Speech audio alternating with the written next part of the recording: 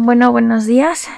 Vamos a iniciar el día de hoy con el tema número 2 que viene en el programa.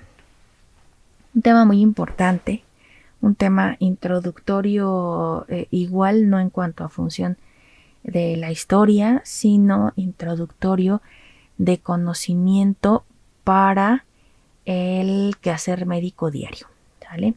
Entonces, vamos a hablar de responsabilidad profesional médica.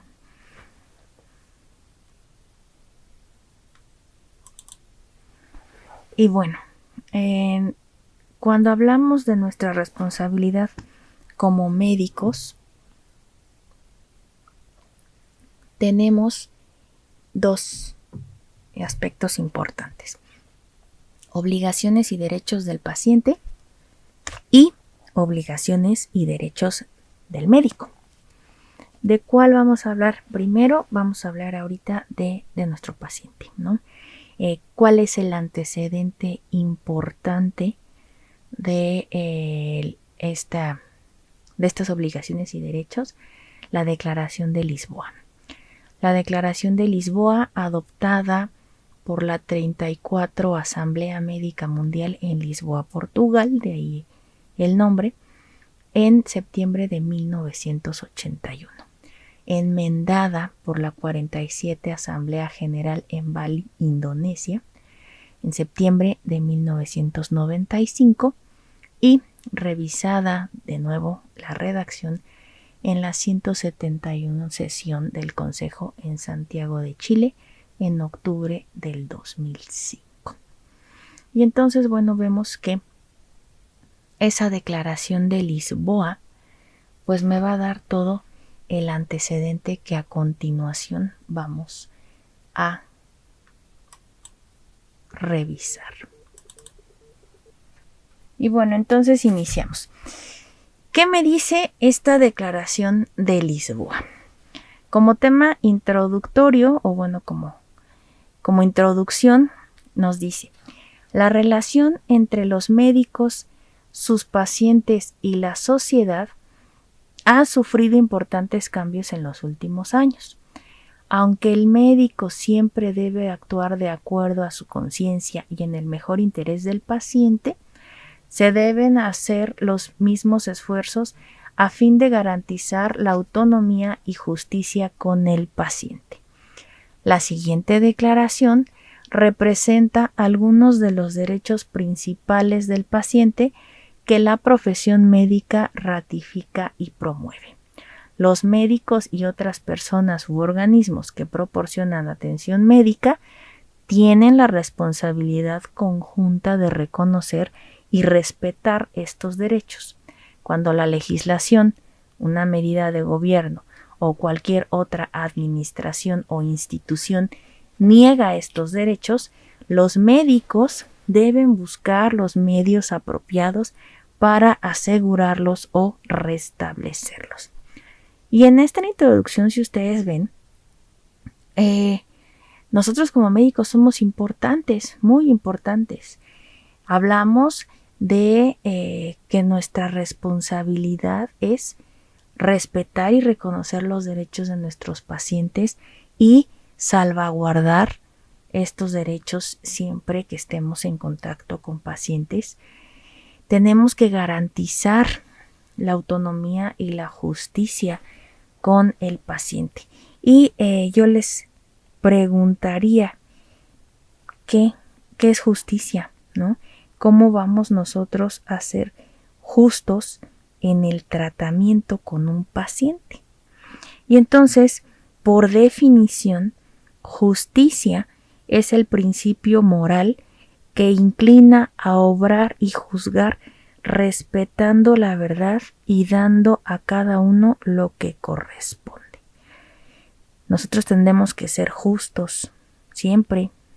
Nosotros tenemos responsabilidad moral, responsabilidad ética y también tipos de responsabilidad como son penal, civil y administrativa, que también vamos a ir viendo a medida que vayamos avanzando. Y bueno, muchos verán o ya han visto que pues tenemos muchas carencias, ¿no? A nivel hospitalario, cuando estamos o cuando estuvimos hablando del pasado y los médicos que ya ejercemos y que tuvimos pues, muchas carencias también en el servicio social, pues hasta dónde podemos hacer y hasta dónde podemos no hacer que no vaya a ser juzgado como un acto que pudiera ser demandado, ¿no? Entonces, cuando hablamos de la Declaración de Lisboa, pues vamos a iniciar con 10 principios. Son 10 principios fundamentales, 10 principios que vamos a ir viendo de a uno por uno y con sus apartados correspondientes. Y entonces, principio número 1. Derecho a la atención médica de buena calidad. Y aquí en este principio vamos a tener 6 incisos. Primero, el inciso A. Toda persona tiene derecho sin discriminación a una atención médica apropiada. ¿Lo aplicaremos? Yo creo que este es un tema muy importante porque es muy reflexivo, ¿no? Pues sí sabemos de los principios y sí sabemos que tenemos que respetar y todo, pero muchas veces, y no lo digo porque, bueno, más bien lo comento porque lo he vivido, ¿no? En donde compañeros, residentes, mismos adscritos en el paso de lo que requerimos para formarnos como médicos, pues hemos visto que sí a veces hay discriminación, ¿no? ¿Y qué nos dice el primer principio? Sin discriminación a una atención médica apropiada. B. Todo paciente tiene derecho a ser atendido por un médico que él sepa que tiene libertad para dar una opinión clínica y ética sin ninguna interferencia exterior. ¿Qué nos dice este apartado? Pues nosotros como médicos tenemos la libertad de ejercer clínicamente y éticamente sin tener alguna presión externa, ¿no? Y siempre en búsqueda de salvaguardar el estado de salud de nuestro paciente o la vida de nuestro paciente. C. El paciente siempre debe ser tratado respetando sus mejores intereses. El tratamiento aplicado debe ser conforme a los principios médicos generalmente aprobados. Aquí vamos a hablar de la Lex Artis. Bueno, en este inciso, donde hablamos de los principios médicos generalmente aprobados, es Lex Artis Médica, que vamos a revisar posteriormente. D. La seguridad de la calidad siempre debe ser parte de la atención médica y los médicos, en especial, deben aceptar la responsabilidad de ser los guardianes de la calidad de los servicios médicos. Habrá siempre calidad en la atención médica. Y por eso les digo que esto es más que otra cosa, sí de conocimiento, pero sí de reflexión. A veces queremos dar calidad en un conjunto, pero pues podemos ser nosotros unos médicos de calidad, pero no tener cómo ofertar calidad en el tratamiento o en la atención, ¿no? ¿Qué quiere decir calidad? Como definición, la calidad es un conjunto de propiedades inherentes a una cosa que permite caracterizarla y valorarla. Es ser excelente en algo, ¿no? Es el concepto de calidad y cuando hablamos de calidad, pues nos viene a lo mejor a la mente la ISO, ¿no? ¿Qué es la ISO? La calidad, según la norma ISO 9000, es entendida como el grado en el que un conjunto cumple con tal o cual requisitos, ¿no? Entonces hablamos de calidad en los servicios de atención médica. ¿Y qué nos dice el apartado? Pues que los médicos deben aceptar la responsabilidad de ser los guardianes de esta calidad, ¿no? Inciso E. En circunstancias cuando se debe elegir entre pacientes potenciales para un tratamiento particular que es limitado, todos estos pacientes tienen derecho a una selección justa y dicha elección debe estar basada en criterios médicos y debe hacerse sin discriminación. Entonces hablamos de este apartado que el criterio médico siempre se va a anteponer para saber o para determinar si un paciente es elegido para un tratamiento, ¿no? Entonces ahí hablamos a lo mejor de criterios médicos, radiológicos, laboratoriales, etcétera, ¿no? Entonces ese es el inciso E. El F. El paciente tiene derecho a una atención médica continua. El médico tiene la obligación de cooperar en la coordinación de la atención médica indicada con otro personal de salud que trata al paciente. El médico no puede discontinuar el tratamiento de un paciente mientras se necesite más tratamiento indicado médicamente, sin proporcionar al paciente ayuda razonable y oportunidad suficiente para hacer los arreglos alternativos para la atención. Y en este inciso, si ustedes lo leen o lo releen de nuevo, hablamos de las interconsultas, ¿no?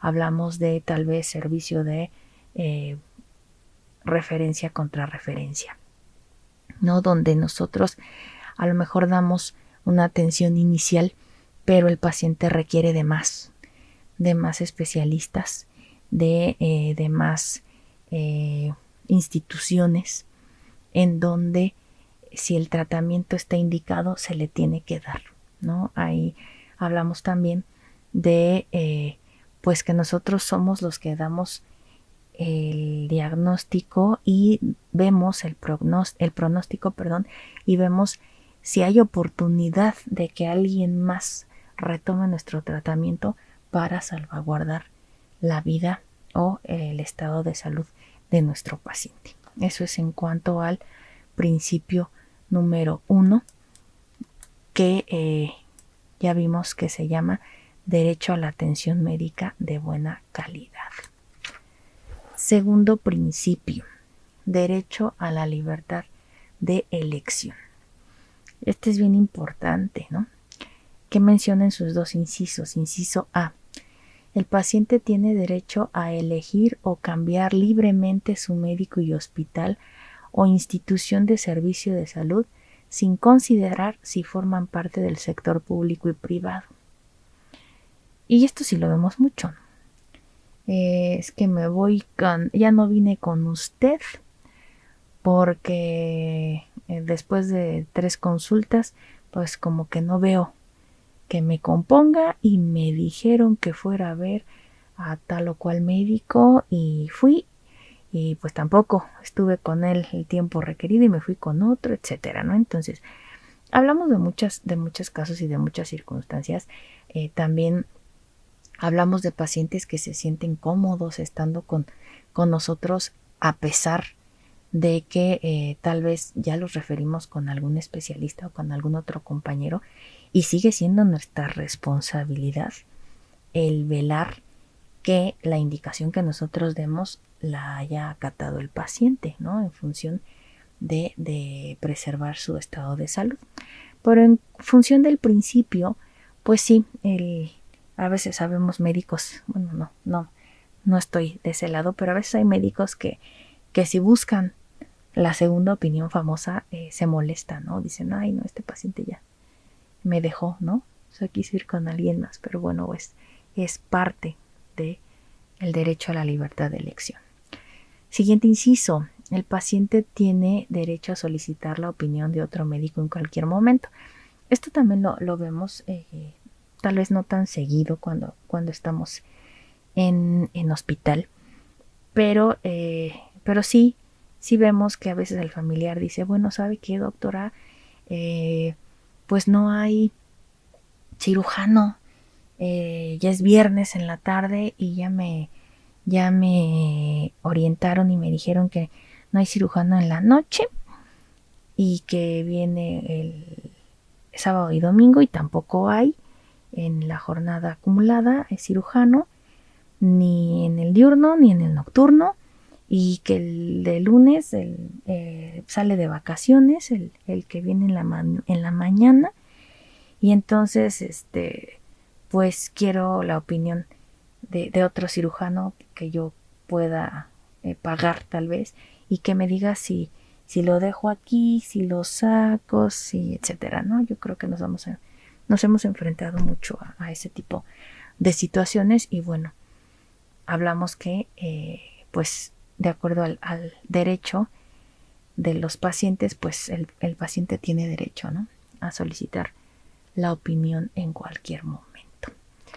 Seguimos con el tercer principio, llamado derecho a la autodeterminación. Hablamos de 3 incisos. El inciso A, en donde el paciente tiene derecho a la autodeterminación y a tomar decisiones libres en relación a su persona. Cuando hablamos de este derecho, también bien importante, pues si el paciente sabe que tiene que realizarse tal o cual tratamiento y aún así, a pesar de la información de nosotros como médicos, está negativa, que sería el ejemplo más común, pues nosotros tenemos que informar las consecuencias de la decisión, ¿no? Entonces, ¿cómo definimos autodeterminación? Hablamos que es la capacidad de un individuo para tomar una decisión por sí mismo. Y entonces es la facultad que tenemos todos y cada uno de los seres humanos para decidir nuestro futuro, ¿no? Sobre todo mediante acciones que ya sean previamente valoradas, ¿no? Conocidas y valoradas, y nosotros digamos sí o no. ¿Ok? Siguiente apartado o siguiente inciso B. El paciente adulto mentalmente competente tiene derecho a dar o negar su consentimiento para cualquier examen, diagnóstico o terapia. El paciente tiene derecho a la información necesaria para toma de decisiones, y el paciente debe entender claramente cuál es el propósito de todo examen o tratamiento y cuáles son las consecuencias de no dar su consentimiento. Este inciso es uno de los que nos encontramos en el día a día, ¿no? Ejemplos como el paciente de pie diabético, que lo llevan ya en choque séptico, se le informa al familiar cercano que es necesaria la amputación. Dice que sí, con tal de salvarle la vida, no sé, a mi papá, a mi abuelito, a mi tío, a mi hermano, etcétera. Resulta todo perfecto, el paciente va saliendo, ya no muestra datos de infección importante, pero despierta y se ve sin su pie, sin su pierna, etcétera, ¿no? Y después viene la queja o la molestia, en donde te dicen, es que a mí nunca me dijeron que me iban a hacer eso, y yo no estaba informado para decir que sí, ¿no? He tenido pacientes que llegan y te dicen, es que devuélvame la pierna de mi familiar, y les tienes que hablar de normatividad, de residuos, de tratamiento, de piezas patológicas infectadas, etcétera, ¿no? En donde te dicen, pues es que no me informó, no me dijo, ¿no? Qué importante es la comunicación de nosotros como médicos con nuestro paciente, aunque algunos de nosotros tal vez digamos, ay, otra vez, y le tengo que explicar y le tengo que decir y no me va a entender, ¿no? Porque muchas veces sí, pues nuestros pacientes no tienen conocimiento médico, ¿no? No tienen conocimiento que nosotros sí, y que también es nuestra obligación el explicarles. A lo mejor no voy a incidir y voy a abrir con una hoja de bisturí del número 22 con un mango, o sea, no, ¿verdad? Pero sí que se le va a hacer de manera muy precisa y cuáles son los riesgos. Aquí hablamos de un documento bien importante que es el consentimiento informado. Ese documento que se incluye en el expediente clínico, en donde viene a manera muy breve la descripción de qué se le va a hacer, ¿no? A veces hasta para un catéter central es necesario el consentimiento informado, ¿no? Y qué me va a hacer, dónde me va a picar, me va a doler, etcétera, pues a lo mejor sí es nuestra responsabilidad el explicar para que nos dé o nos niegue su consentimiento, ¿no? Inciso C. El paciente tiene derecho a negarse a participar en la investigación o enseñanza de la medicina. También nos ha tocado y también a lo mejor a ustedes en el internado el paciente diga, no, es que no, yo no quiero que me revise el interno. No, pues es que este es un hospital de enseñanza, etcétera. No, sí, pero yo no quiero que me toque el interno, ¿no? O sabe que no, yo no quiero que me revise el residente, que venga el adscrito. Entonces aquí hablamos de una situación tal vez no difícil, tal vez en donde se pueda hablar con el paciente y sí decir que pues es la revisión del paciente, la propedéutica médica aplicada a un paciente que esté en un hospital escuela, pues requiere obviamente de el aproximamiento, la aproximación de un interno, ¿no? Entonces, pero pues tiene derecho a negarse, sí, tanto a la investigación como a la enseñanza, ¿no? Principio número 4, el paciente inconsciente, que también nos va a tocar muy seguido cuando estén rotando en urgencias, cuando les toque a alguien que llegue de un accidente fuerte, donde venga inconsciente, donde venga el SUEM, la Cruz Roja, Protección Civil, la ambulancia que ustedes quieran, a todo lo que da con los códigos, porque pues el paciente se está yendo, ¿no? Y entonces el paciente inconsciente pues es es el cuarto principio, en donde vemos 3 incisos que dice el primero: si el paciente está inconsciente o no puede expresar su voluntad, se debe obtener el consentimiento de un representante legal cuando sea posible. Y esto es muy difícil, ¿no? Generalmente llegan pacientes pues solos en calidad de desconocidos, o a lo mejor un familiar en estado de shock, en donde el consentimiento queda implícito para salvar la vida del paciente.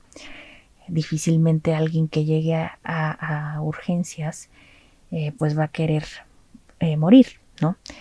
Tal vez a lo mejor si hablamos de un suicidio, bueno, pues de un intento de suicidio, pues ahí sí quería morir, pero pues nuestra función es salvaguardar su vida, ¿no? Entonces hablamos del inciso A. El inciso B dice: si no se dispone de un representante legal y se necesita urgente una intervención del médico o médica, se debe suponer el consentimiento del paciente, a menos que sea obvio y no quede la menor duda, en base a lo expresado previamente por el paciente o por convicción anterior, que éste rechazaría la intervención en esa situación. Entonces ahí lo que les comentaba anteriormente, pues vamos a tener nosotros que suponer que el paciente que chocó fue accidental y no quería chocar y sufrir un traumatismo craneoencefálico, y hay que preservar su vida, ¿no? O su estado de salud. Que la niña que se cayó de la azotea pues no lo hizo con la intención de morir, sino igual accidental, y pues hay que dar tratamiento, ¿no? Para este tipo de situaciones. También vamos en este inciso B a hablar o a poner un ejemplo de de a lo mejor un paciente oncológico, un paciente terminal, que ya anteriormente ha comentado su voluntad de no ser reanimado, de ya no tener mayor intervención, y ahí pues correspondería ayudar al buen morir, ¿no? Que es lo que menciona la deontología. Ayudar al buen morir y pues rechazar las intervenciones necesarias que ya fueron expresados de manera previa, ¿no? Eso es en cuanto al inciso B. El inciso C. Sin embargo, el médico siempre debe tratar de salvar la vida de un paciente inconsciente que ha intentado suicidarse. Es lo que les comentaba al principio. A lo mejor sí él quiso quitarse la vida, pero pues nuestra función, nuestra obligación y responsabilidad no es decir, pues es que él se quiso suicidar, no le demos maniobras, ¿no? No le demos atención, pues se quiere suicidar. Entonces aquí vemos que es un inciso importante de acuerdo a los derechos del paciente, que es tratar de salvar la vida a un paciente que ha intentado suicidarse. Principio número 5. El paciente legalmente incapacitado. En sus 3 incisos, en donde el inciso A nos dice: incluso si el paciente es menor de edad o está legalmente incapacitado, se necesita el consentimiento de un representante legal en algunas jurisdicciones. Sin embargo, el paciente debe participar en las decisiones al máximo que lo permita su capacidad. Aquí cuando hablamos de siempre vamos a hablar en cuanto a lo jurídico, en cuanto a lo relacionado con normas, derechos, etcétera, de representante legal. Pero bueno, hablamos de padre o tutor, ¿no? Cuando esto fuera posible. Y el representante legal, pues en intervenciones médico-forenses en donde llegan niños sin papá, sin mamá, quien tendría que acompañarlos es el agente del Ministerio Público, quien va a dar fe de todo lo que se le realizó, ya sea por necesidad, sin una autorización tajante del menor, pero hasta, como bien lo dice el inciso, hasta al máximo que lo permita su capacidad. Ejemplo, me llevan a mí al consultorio de la fiscalía a una menor de 12 años por presunta violación, y yo le explico que la tengo que revisar, que la tengo que acostar en una mesa de exploración con una sabanita, que se va a tener que retirar su pantaleta, su falda, su pantalón, sus zapatitos, y que la voy a colocar en una posición en donde le tengo que separar sus piernas y la tengo que tocar. Si ella me dice que no, no es no, ¿vale? En este ejemplo, ¿no? En este ejemplo, y comentarles que cuando se realiza por parte de un forense una certificación ginecológica, únicamente es con fines de observación al exterior. Nosotros no vamos a introducir, no vamos a hacer tacto, no vamos a introducir un colposcopio, no vamos a realizar algo más que a lo mejor si es que se nos requiere, una toma de muestra, ¿no? del vestíbulo, del introito y pues nada más, ¿no? Entonces, cuando hablamos de menores de edad, a lo mejor pacientes adultos pero con síndrome de Down, adultos con esquizofrenia, adultos con algún trastorno psiquiátrico, pues sí es importante algún consentimiento, no por parte de la persona que se sabe que tiene alguna incapacidad, sino por parte de alguien que funja como su representante, ¿no? Hablamos de el inciso B. Si el paciente incapacitado puede tomar decisiones racionales, estas deben ser respetadas y el paciente tiene derecho a prohibir la entrega de información a su representante legal. Y vean qué difícil es a veces la interpretación de nosotros de todo esto que estamos viendo, porque el inciso A me dice una cosa, el inciso B me dice otra cosa, pero al final hablamos de si tenemos un paciente con incapacidad pero que puede tomar decisiones, hay que respetarlas, ¿no? Entonces habrá a lo mejor casos de embarazo en donde sí es, no sé, a lo mejor la paciente está en el límite de los 18 y se tendrá que ver las circunstancias del paciente en particular, ¿no? Entonces, es en cuanto al inciso B del derecho o principio número 5. ¿Qué me dice el inciso C? Si el representante legal del paciente o una persona autorizada por el paciente prohíbe el tratamiento que, según el médico, es mejor para el paciente, el médico debe apelar de esta decisión en la institución legal pertinente u otra, y en caso de emergencia, el médico decidirá lo que sea mejor para el paciente. Y esto en función del paciente incapacitado. Recuerden que, por ejemplo, hay diversas religiones, no sé, se me viene siempre el ejemplo del testigo de Jehová. Es una persona racional, es una persona racional hasta el punto que le compete, ¿no? ¿Por qué decimos eso? Porque el médico es racional para sugerir a lo mejor que requiere una transfusión, que requiere 2 paquetes, 2 concentrados, un plasma fresco, etcétera, y pues el paciente no acepta, ¿no? Pero ahí no estamos hablando de que sea un paciente incapacitado. Estamos hablando de un paciente que es racional y que no acepta el tratamiento. Aquí, en el inciso C, siempre debemos buscar lo que es mejor para nuestro paciente. Puede ser un niño o puede ser una mujer, y hablo de estos 2 ejemplos porque se menciona que son personas vulnerables, ¿no? Entonces siempre el médico decidirá lo que sea mejor para el paciente. Difícil época que nos toca o que les toca, porque pues a veces sale al revés, ¿no? Estamos documentando, estamos diciendo que es lo mejor que existe para el paciente y después viene, sí, la queja o la demanda, ¿no?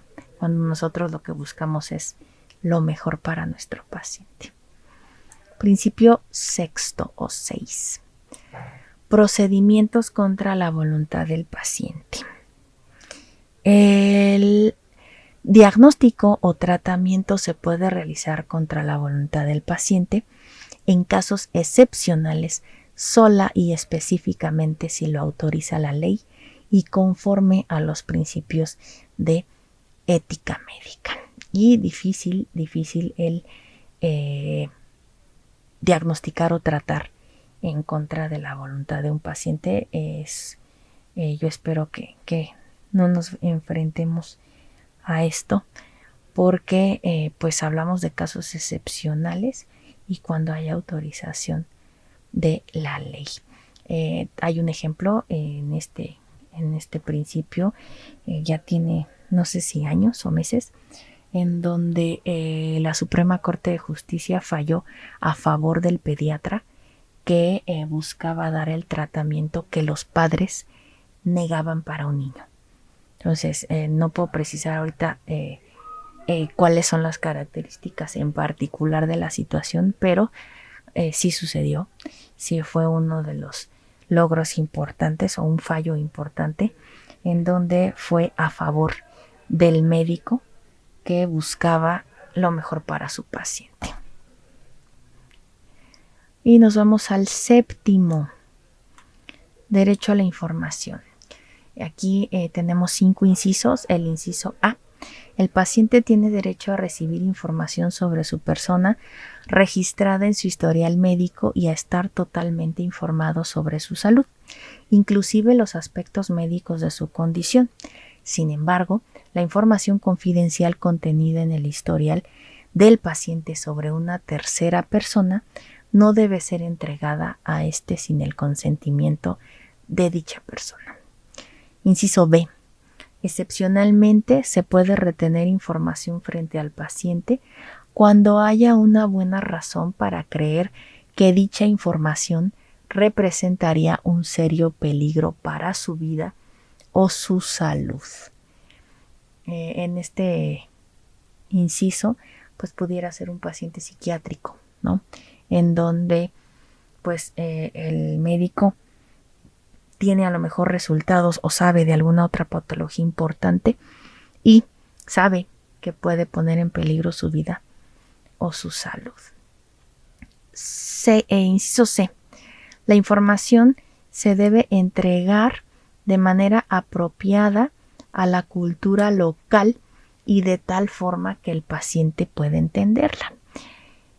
Sí, desafortunadamente nuestro país tiene muchos habitantes pues que a veces no saben leer, mucho menos escribir, y el que tú hables con un lenguaje técnico, con un lenguaje pues médico al final, porque somos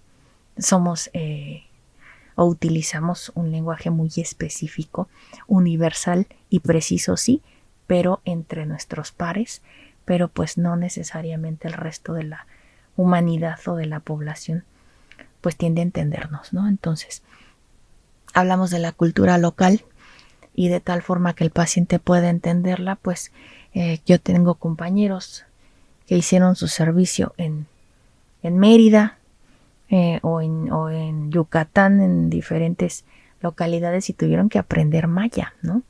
¿Por qué? Porque si no, no les entendían. De igual manera aquí, pues a lo mejor no irnos tan lejos, pero hacerlo de manera que el paciente pueda entenderlo, ¿no? Todo lo que nosotros realicemos.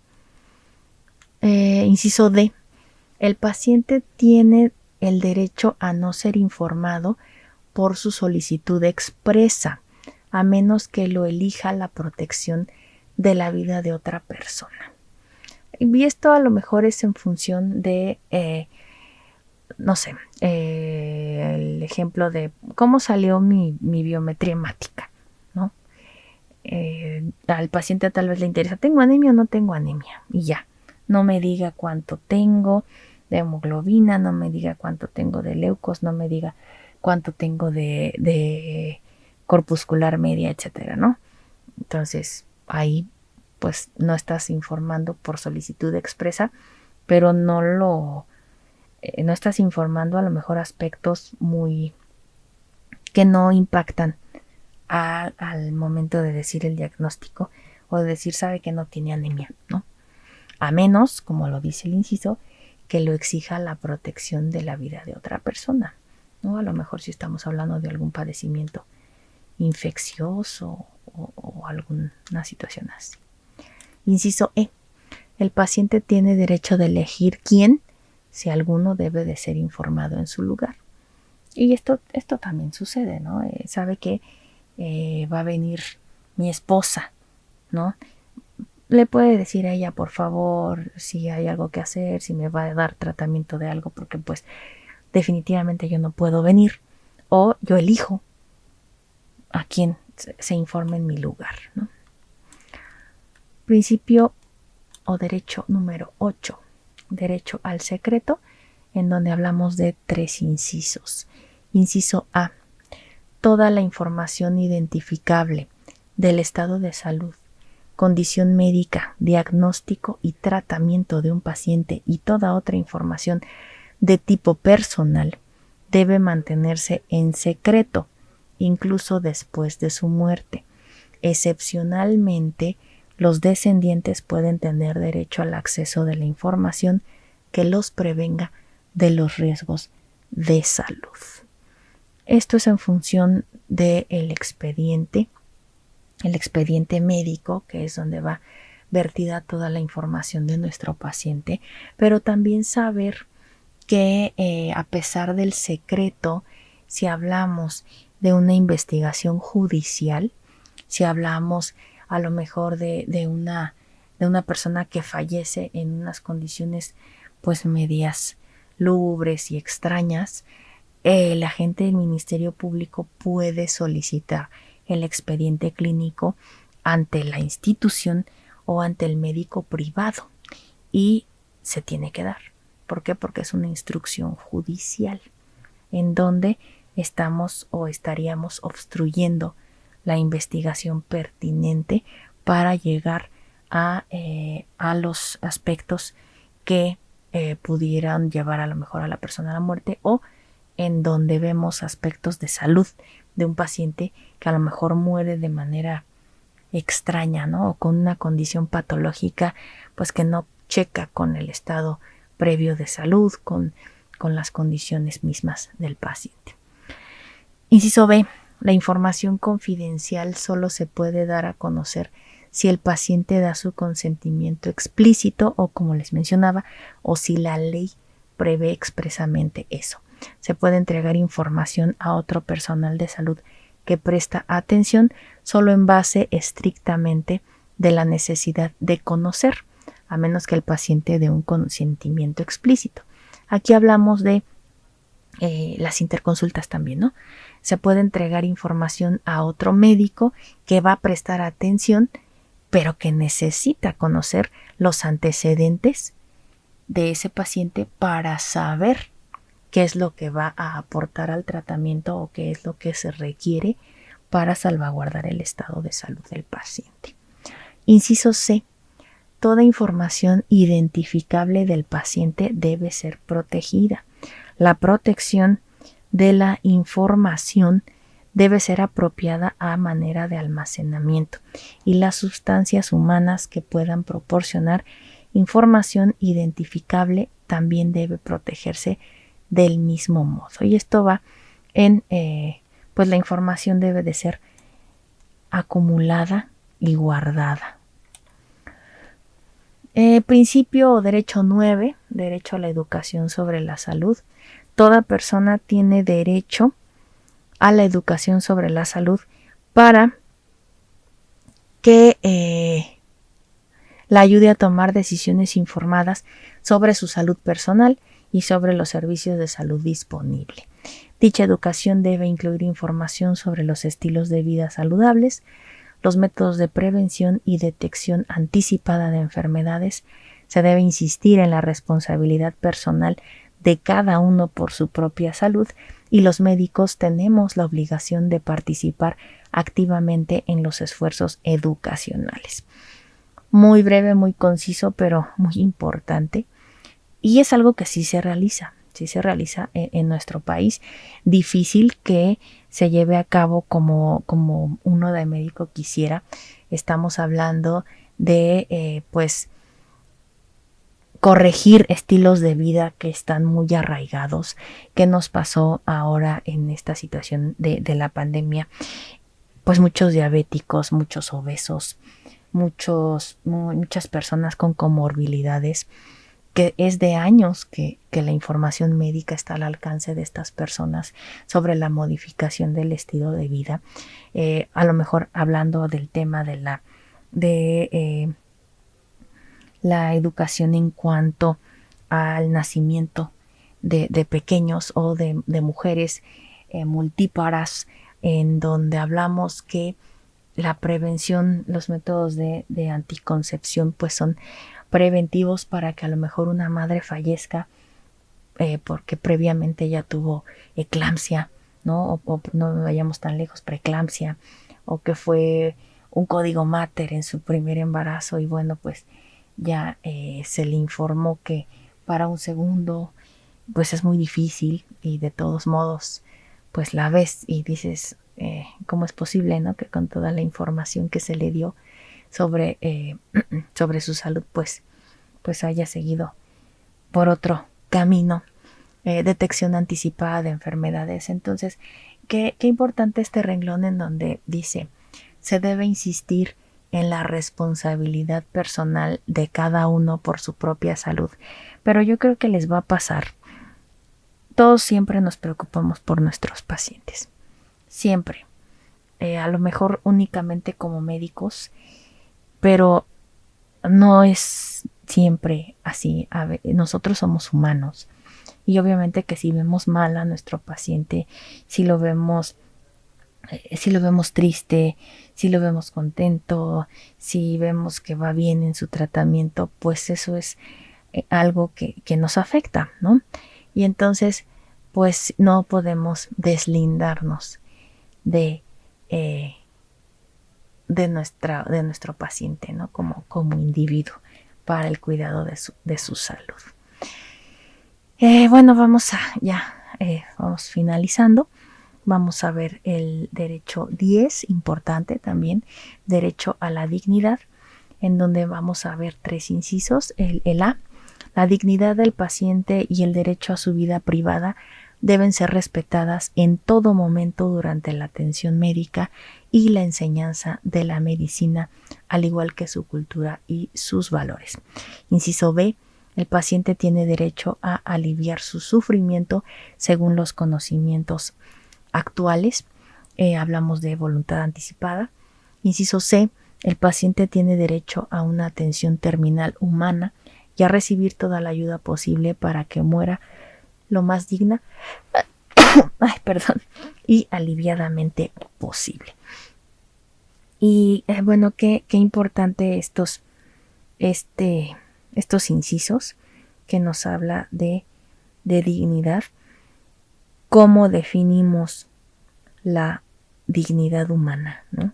La dignidad humana hace referencia al valor inherente del ser humano por el simple hecho de serlo, ¿no?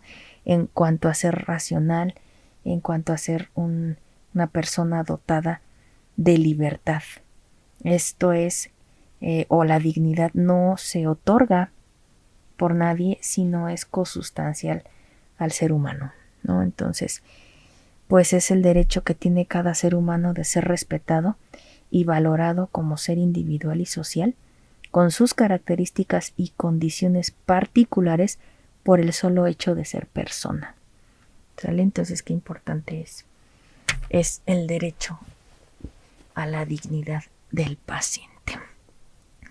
Nos vamos al inciso 11, esto es un plus, derecho a la asistencia religiosa, y también igual lo vamos a ver a medida que estemos en los diferentes hospitales, a nivel de que estemos ejerciendo nuestra profesión, pues el paciente tiene derecho a recibir o rechazar asistencia espiritual y moral, inclusive la de un representante de su misma religión. Sí, el ejemplo, pues los bebés en neonatos, bebés prematuros, bebés recién nacidos con poca posibilidad de supervivencia, en donde el familiar, la mamá, el papá, pues piden el ingreso de un padre, de un pastor, de alguien de su congregación para la bendición o para el rito religioso que fuere. Y bueno, ahí no está en nosotros el prohibir